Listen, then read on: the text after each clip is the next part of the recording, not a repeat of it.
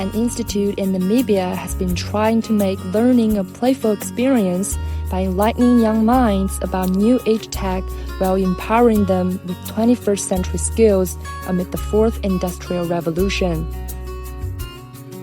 Established in 2018, Robot School, located in the Namibian capital of Windhoek, is currently preparing more than 120 children for the rapidly changing technology in all industries worldwide. And what we do is we play with robots and teach people how to build robots.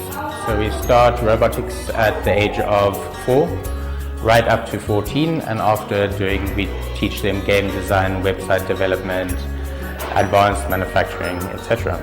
So yeah, in terms of our future plans, we don't really know yet because we listen to the world, what they come up with in terms of technology, and basically try and teach that to our youth.